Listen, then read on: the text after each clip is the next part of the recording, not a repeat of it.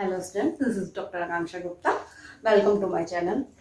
आज का टॉपिक है मैक्रोस एक्सपेंशन। इसी प्रीवियस वीडियो में हमने डिस्कस किया था प्री प्रोसेसर क्या होते हैं, प्री प्रोसेसर डायरेक्टिव्स क्या होते हैं, टाइप्स क्या होते हैं उनके। फिर उसमें हमने फर्स्ट टाइप डिफाइन किया था मैक्रो एक्सपेंशन, जिसमें मैंने आपको बताया था कि मैक्रोस क्या होते हैं। और आज हम हमारा है कि आज हम अपनी वीडियो में कवर करने जा रहे हैं कि मैक्रो विद आर्ग्यूमेंट कैसे पास करते हैं और क्या होता है, इनका बेनिफिट क्या है। देखिए, मैक्रोस हैश डिफाइन से हम मैक्रोस स्टार्ट करते हैं। ठीक है, जो भी हम मैक्रोस की डेफिनेशन देते हैं वो हैश डिफाइन से देते हैं। आगे बढ़ने से पहले जो भी नए स्टूडेंट हमारे साथ जुड़ रहे हैं और जो देख रहे हैं इस चैनल को, प्लीज लाइक और सब्सक्राइब कीजिए। ठीक है, अब आगे हैश डिफाइन। यहाँ पर हम जो भी मैक्रो लिखते हैं, अब जैसे आपने यहाँ पर लिखा, मैंने इससे प्रीवियस लेक्चर में आपको बताया था, जैसे आपने पाई लिखा रीडेबिलिटी बढ़ाने के लिए, कहीं पर 3.14 लिखा है तो यूजर को समझ में नहीं आया कि आपने भाई क्या लॉजिक लगाया, 3.14 क्यों लिखा है, तो आप तो वहां पर ऐसे बता सकते हैं कि 3.14 मीन्स पाई, और वहां पर पाई लिख सकते हैं, इससे यूजर की रीडेबिलिटी बढ़ेगी। ऐसे ही जैसे लूप आप 1 to 10 ले जा रहे हैं, तो 1 और 10 क्या है, यूजर को यदि आपको ये बिल्कुल अच्छे से समझाना है तो आप ऐसे लिख सकते हैं हैश डिफाइन अपर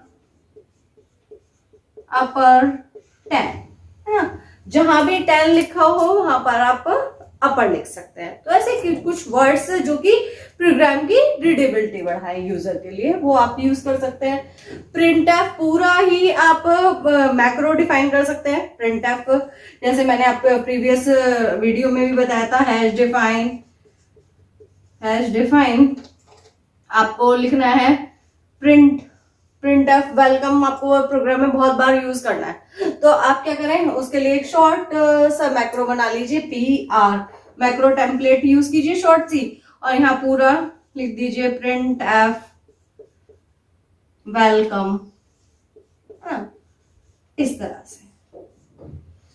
से आप लिखते हैं PR। स्कैनफ लिखना है, बार बार आपको प्रोग्राम में स्कैनफ यूज करना है, तो आप यहाँ पर SC करके मैक्रो टेम्पलेट बना सकते हैं और उसकी एक्सपेंशन बता सकते हैं कि ये स्कैनएफ के लिए है। ठीक है, तो ये हमारी ये हमारा है मैक्रो टेम्पलेट, और ये हमारे मैक्रो डेफिनेशन। तो इस तरह से आप बना सकते हैं। अच्छा, अब आपके माइंड में आएगा ऐसा जरूरी कोई है कि भाई सिर्फ सिंगल लाइन ही हम बार बार कोड में यूज कर रहे हो, हम तो हो सकता है 3-4 लाइन का कोड हमारे प्रोग्राम में बहुत बार यूज हो रहा हो, है ना।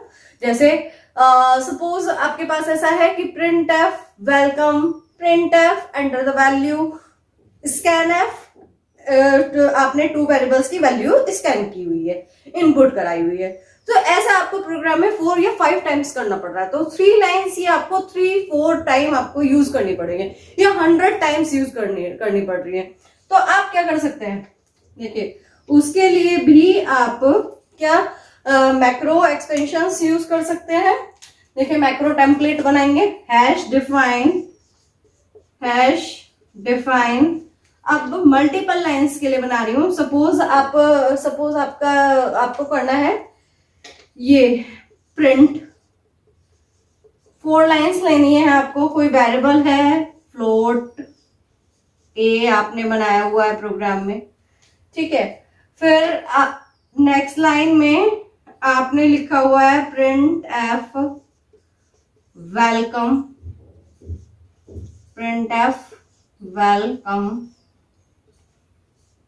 फिर आपने लिखा हुआ है नेक्स्ट लाइन में प्रिंटएफ एंटर वैल्यू। ये आपने किया हुआ। तो अब आप देख रहे हैं ये 3 लाइंस ऐसी हैं जो कि आपको प्रोग्राम में सपोज 100 टाइम्स यूज करनी है, तो आपको 3 लाइंस 100 टाइम यूज करनी पड़ेगी। ठीक है, ये फ्लोट ए हटा देते हैं, क्योंकि ये 100 टाइम यूज नहीं हो सकता। आपको suppose printf my program कुछ इस तरह से लिखना है, माय प्रोग्राम,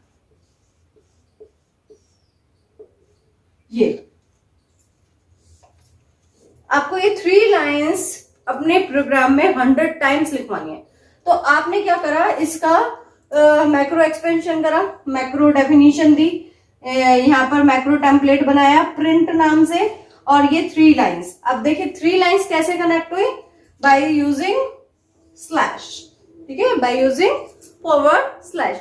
यदि आप स्लैश लगाते हैं, ये यूज करते हैं, तो आप कितनी भी लाइन अपने प्रोग्राम में as a macro expansion use कर सकते हैं। कितनी भी लाइंस का एक मैक्रो टेम्पलेट आप क्रिएट कर सकते हैं। अब आप अपने प्रोग्राम में ऐसे लिख सकते हैं, अपना प्रोग्राम बनाइए, हेडर फाइल्स इंक्लूड करनी ही है आपको।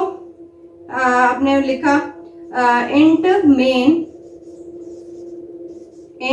मेन, सपोज ये हटा देते हैं हम ना, ये तो हमारा प्रीवियस का था।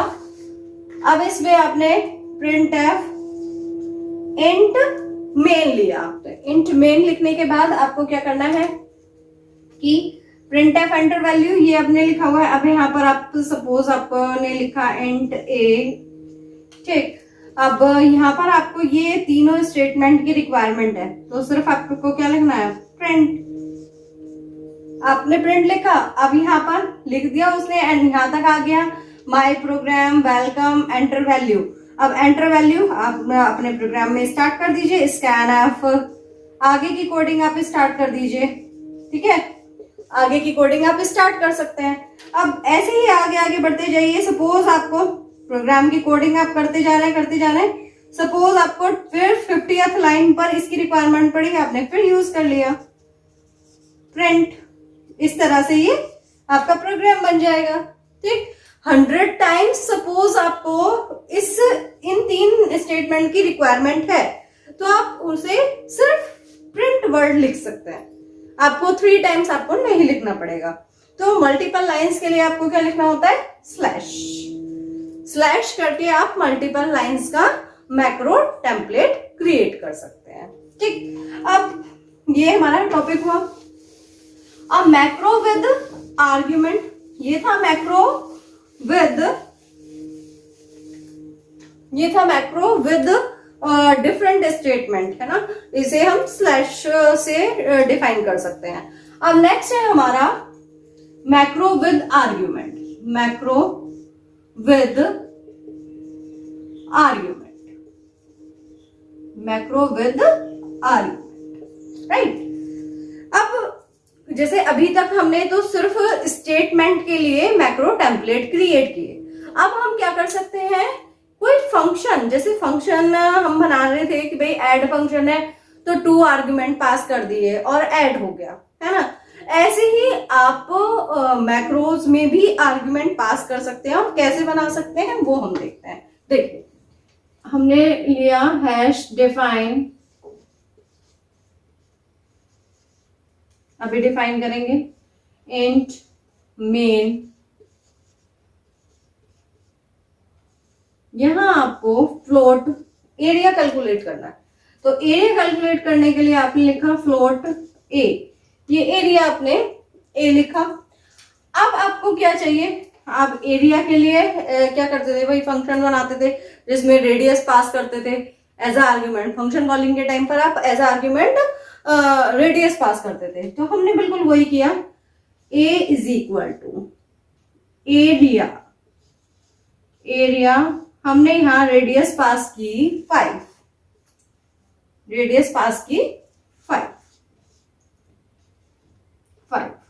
ठीक है। अब आप क्या कर सकते हैं, देखिए यहां पर एरिया आर, ठीक है, इसका मीनिंग क्या है,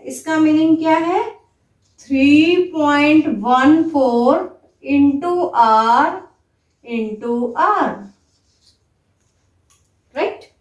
इसका मीनिंग क्या है, 3.14 इंटू आर। यहां पर क्या होगा, एरिया 5, तो यहां से as a argument 5 as a argument radius pass होगी। ठीक है, अभी प्रोसीजर बताती हूँ कि कैसे रन होगा। आपको सिर्फ ये लिखना है एरिया 5। अब आपने यहाँ पर प्रिंट करा लिया अपना एरिया, प्रिंट एफ, फ्लोट है तो एफ ए, ये आपने किया गेट सी एच, रिटर्न 0, रिटर्न 0। ये है, ये आपने मैक्रो एक्सटेंशन से प्रोग्राम बनाया बाय पासिंग आर्गुमेंट। देखिए क्या होगा, जैसे ही यहाँ पर हेडर फाइल्स इंक्लूड होंगी, ये ध्यान रखिएगा ना, यहाँ पर हेडर फाइल्स इंक्लूड करनी है जैसे और प्रोग्राम्स में करते हैं। अब जैसे ही ये प्रोग्राम आप कंपाइलेशन करेंगे, उससे पहले प्री प्रोसेसर के पास जाएगा। प्री प्रोसेसर के पास जाते ही उसे हैश डिफाइन दिखेगा। जैसे ही उसे हैश डिफाइन मैक्रो दिखेगा, मैक्रो डेफिनेशन दिखेगी, तो वो क्या करे, वो सबसे पहले चेक करेगा मैक्रो, ये मैक्रो टेम्पलेट सर्च करेगी। यस, अच्छा ये ध्यान रखिएगा, जो आप एरिया और आर्गुमेंट पास कर रहे हैं इनके बीच में स्पेस नहीं होना चाहिए। ठीक है, यदि स्पेस हुआ तो वो उसे मैक्रो टेम्पलेट ना समझ के मैक्रो डेफिनेशन का पार्ट समझेगा। ठीक है, तो इसलिए इन दोनों के बीच में आपको स्पेस नहीं रखना है। मैक्रो टेम्पलेट जो बनाइए, एरिया और आर्गुमेंट, इनके बीच में स्पेस नहीं होना चाहिए। ये मैक्रो टेम्पलेट और मैक्रो डेफिनेशन के बीच में स्पेस होता है। ठीक, अच्छा उसे ये समझ में आ गया प्री प्रोसेसर को कि यहाँ पर एक टेम्पलेट क्रिएट की गई है, तो वो क्या करेगा, एरिया आर इसकी जगह, है ना, इसकी जगह 5 को रिप्लेस करेगा और ये स्टेटमेंट यहाँ पर एक्सपेंड कर देगा। ठीक है, और ये एक्सपेंडेड प्रोग्राम कंपाइलेशन के लिए वो सेंड कर देगा विद .i एक्सटेंशन, जो मैंने आपको प्रीवियस वीडियो में बताया था। तो कंपाइलर का काम, प्री प्रोसेसर का काम हुआ कि उसको, उस स्टेटमेंट को उससे रिप्लेस कर दिया। मतलब यहाँ पर एरिया 5 की जगह क्या आ जाएगा, 3.14 इंटू 5 इंटू 5 यहाँ पर आएगा और ये इसमें साइन होगा और आप रिजल्ट प्रिंट करा लेंगे। मतलब वो सिंपल काम क्या है कि वो उसको उससे रिप्लेस कर लेता है। किसको, किससे, मैक्रो डेफिनेशन को इस लाइन से सिंपल रिप्लेस कर देगा। ठीक है, रिप्लेस कर देगा, एक्सपेंड कर देगा। एरिया 5 के प्लेस पर ये आ जाएगा आपका 3.14 इंटू आर इंटू आर, ये आपका आ जाएगा। राइट, तो इससे क्या होगा, अब आप जब ये लिख रहे हैं तो आपके माइंड में भी एक क्वेश्चन ये आ सकता है कि जब ये इतना इजी था कि बस इसको इससे डिफाइन करना था, तो फिर हमने फंक्शन क्यों सीखा। फंक्शन में आपको कॉलिंग करनी पड़ती है, डेफिनेशन है, फिर कंट्रोल रिटर्न जाता है, बहुत सारी चीजें आपने सीखी। तो कहाँ हम मैक्रोज यूज करें और कहाँ पर हम फंक्शन यूज करें, ये क्वेश्चन आपके माइंड में आ सकता है। या बेनिफिट क्या है मैक्रो का, यदि ऐसा इतना इजी टास्क है कि बस ये तो रिप्लेस कर रहा है आराम से, तो हमें तो बहुत सारी चीजें सीखने की जरूरत ही नहीं थी। नहीं है जरूरत। मैक्रोस की अपनी एक अलग इंपॉर्टेंस है और फंक्शन की अपनी एक अलग इंपॉर्टेंस है। ये क्वेश्चन पूछा भी जाता है वाइवा में या कॉम्पिटिशन्स में भी पूछा जाता है कि कौन सा कब बेनिफिशियल है। तो देखिए क्या होता है, सपोज एक प्रोग्राम में आपके पास 100 टाइम्स एक लाइन लिखी हुई है। ठीक है, एक ही लाइन का कोड है, लाइक ये एरिया का सिर्फ एक लाइन का कोड है।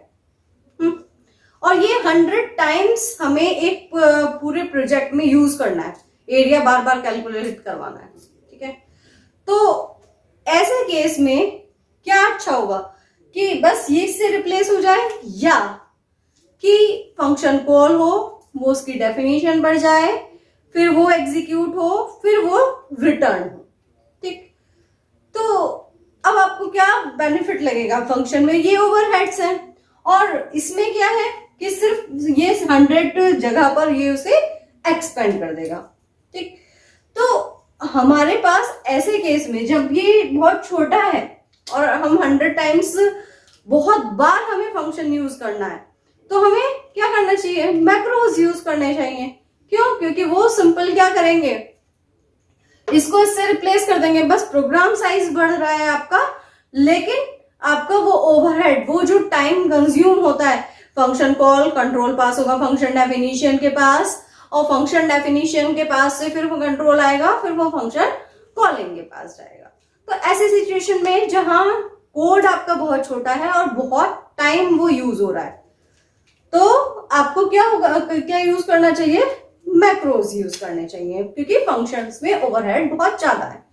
लेकिन जहां पर अब केस फंक्शन का है कि भाई फंक्शन क्यों फिर, लेकिन जहां पर अब सपोज बहुत बड़ा कोड है, ये तो एक लाइन का कोड है, ठीक है, एक्सपेंड हो रहा है, रिप्लेस हो रहा है 100 टाइम्स, तो कोई प्रॉब्लम नहीं है, प्रोग्राम साइज इतना नहीं बढ़ रहा है। लेकिन बहुत बड़ा कोड है, ठीक है, अब वो यूज करना है, तो ये क्या करेगा, जैसे कि बहुत बड़ा कोड है तो फंक्शन को तो आप कितनी भी बार कॉल करो वो सेम ही स्पेस लेगा, है ना, कॉल कितनी भी बार करो, लेकिन वन टाइम जितना भी उसने फंक्शन ने स्पेस लिया हुआ है वो तो नहीं लेने वाला है। लेकिन यदि आपने बहुत बड़ा कोड को यहां पर एज अ टेम्पलेट यूज किया हुआ है बहुत बार, तो वो आपके प्रोग्राम साइज को बहुत बढ़ा देगा, ठीक है। वहां पर जो है आपका ये जो आपका फंक्शन है, ये फंक्शन आपके प्रोग्राम साइज को नहीं बढ़ाएगा, चाहे आप कितनी भी बार कॉल कर लो, लेकिन मैक्रोस आपके प्रोग्राम साइज को बढ़ा देते हैं। तो इट मीन्स जहां बहुत बड़ी कोडिंग की हुई है आपने, है ना, कोई बहुत बड़ा पार्ट है और वो आपको यूज करना है, तो वहां पर आपको फंक्शन यूज करना चाहिए। क्यों? क्योंकि वो मेमोरी बार बार, चाहे आप कितनी भी बार कॉल कीजिए, सेम ही मेमोरी स्पेस का वो यूज करता है। लेकिन मैक्रो क्या करते हैं, आपके जितनी बार भी आप यूज करोगे वो उतनी बार रिप्लेस करेगा उससे और प्रोग्राम साइज बढ़ा देगा, ठीक। लेकिन जहां आपका शॉर्ट कोड है, जहां पर आपका शॉर्ट कोड है, जैसे ये है, तो ठीक है, आपका यहाँ पर टाइम बचेगा, बस प्रोग्राम साइज इतना भी नहीं बढ़ रहा है, आप बस ये आपको रिप्लेस करेगा और आपका वो ओवरहेड बचा देगा, ठीक है। फंक्शन कॉलिंग, फिर कंट्रोल का return back to the calling function, वो सब ओवरहेड से आप बच जाएंगे। मतलब फंक्शन में थोड़ा सा ओवरहेड है, टाइम कंज्यूमिंग है, पर मैक्रो टाइम कंज्यूमिंग नहीं है, सिंपल रिप्लेसमेंट है। लेकिन मैक्रो प्रोग्राम साइज बढ़ाता है, लेकिन फंक्शन आपका प्रोग्राम साइज नहीं बढ़ाता है।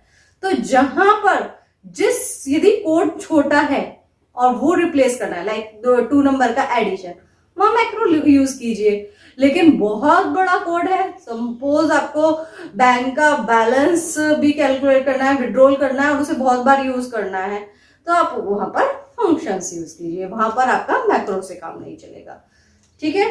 तो जहां आपको ओवरहेड्स पर, टाइम पर ध्यान देना है और शॉर्ट कोड मैक्रो, जहां पर आपको मेमोरी का ध्यान देना है, प्रोग्राम साइज का ध्यान देना है, वहां पर फंक्शन। दोनों का अपनी अपनी जगह बेनिफिट है, तो ध्यान रखिएगा। फीचर्स आपके हाथ में है, टूल आपके हाथ में, यूज करने का तरीका आना चाहिए आपको। तो ये हमारा था मैक्रो विद आर्ग्यूमेंट। अच्छा, अब हमारा नेक्स्ट जो है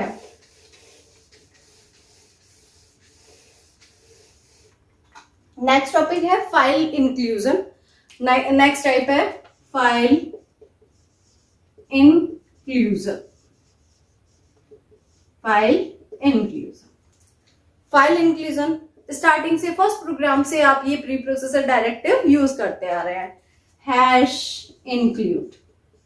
ये प्री प्रोसेसर डायरेक्टिव होता है फाइल इंक्लूजन टाइप का, हैश इंक्लूड और हैश डिफाइन मैक्रो, ठीक, जो हम अभी पढ़ चुके हैं, डिस्कस कर चुके हैं। हैश इंक्लूड ये हमारा है फाइल इंक्लूजन टाइप का प्री प्रोसेसर डायरेक्टिव। अच्छा, अब आपने यदि इसे 2 टाइप से यूज कर सकते हैं, जैसे आपने लिखा stdio.h और एक लिखा हैश इंक्लूड, ये ब्रेसेस stdio.h, ठीक है। इन दोनों में क्या डिफरेंस है? ये 2 टाइप से आप इंक्लूड कर सकते हैं कोई भी फाइल। अच्छा, इंक्लूड करने का मीनिंग क्या होता है? इंक्लूड करने का मीनिंग स्टूडेंट्स ये होता है कि प्री प्रोसेसर क्या करेगा, आपके प्रोग्राम के कंपाइलेशन से पहले ये फाइल एक्सपेंड कर देगा, इन फाइल्स का कोड यहाँ पर इंक्लूड कर देगा, जिससे कि जो भी यूज होने वाले फंक्शन हैं, आप जो यूज कर रहे हैं फंक्शन, उनकी टर्म्स यहाँ से, उनका मीनिंग आपको यहाँ से कंपाइलर को मिल जाए। ठीक है। अच्छा, ये डुप्लीकेशन मार्क और ये कब किस सिचुएशन में लाते हैं, जब आपको किसी हेडर फाइल को, जरूरी नहीं है stdio.h, बहुत सारी हेडर फाइल्स हैं, mat.h है और भी बहुत सारे हैं, stdlib, बहुत सारे हेडर फाइल्स आपके पास अवेलेबल है, वो हम कमिंग वीडियोस में बताएंगे।